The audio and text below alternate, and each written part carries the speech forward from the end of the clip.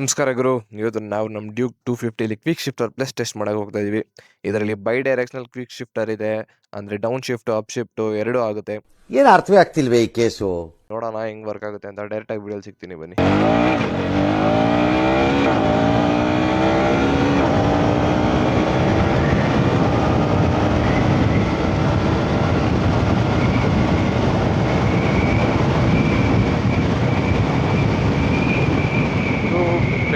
ಬೆಣ್ಣೆ ತರ ಶಿಫ್ಟ್ ಆಗುತ್ತೆ ಮಾತ್ರ, ಕ್ರೇಜಿ ಅನ್ಕೊಳ್ಳಿ. ಓಡಿಸ್ಬೇಕಾದ್ರೆ ಫೀಲು. ಡೌನ್ ಶಿಫ್ಟು ಅಷ್ಟೇ ನೋಡಿ, ಟಕ್ ಟಕ್ ಟಕ್ ಟಕ್ ಟಕ್ ಅಂತ ಆಗುತ್ತೆ. ನಿಮಗೆ ಫೀಲೇ ಗೊತ್ತಾಗಲ್ಲ ನೋಡಿ. ಇವಾಗ 4th ನೋಡಿ 5th ಪಟ್ಟಂತ ಹೋಗುತ್ತೆ. ಜರ್ಕ್ ಇಲ್ಲ, ಲ್ಯಾಗ್ ಇಲ್ಲ, ಏನೂ ಇರಲ್ಲ. ಗಾಡಿ ಮಾತ್ರ ಬೆಂಕಿ ಶಿಫ್ಟ್ಸು. ಡ್ಯೂಕ್ ಅವರಂತೂ ನಮ್ಮನ್ನು ಕ್ರೇಜಿ ಮಾಡಿಬಿಟ್ಟಿದ್ದಾರೆ ಇವರು ಗಾಡಿನ. ಕ್ರೇಜಿಗೆ ಕ್ರೇಜಿ ನೋಡಿ.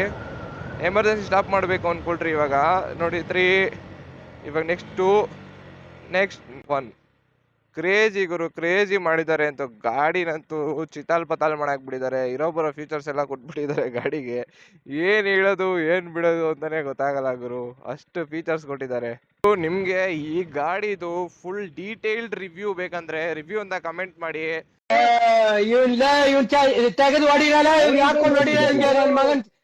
ಆದಷ್ಟು ಬೇಗ ಕ್ರೇಜಿಗಿರೋ ಒಂದು ರಿವ್ಯೂ ಕೊಡ್ತೀನಿ. ಈ ತರ ಲೈಕ್ ಮಾಡಿ, ಸಬ್ಸ್ಕ್ರೈಬ್ ಮಾಡಿ ಗೈಸ್. ಲೈಕ್ ಮಾಡಿ, ಸಬ್ಸ್ಕ್ರೈಬ್ ಮಾಡಿ.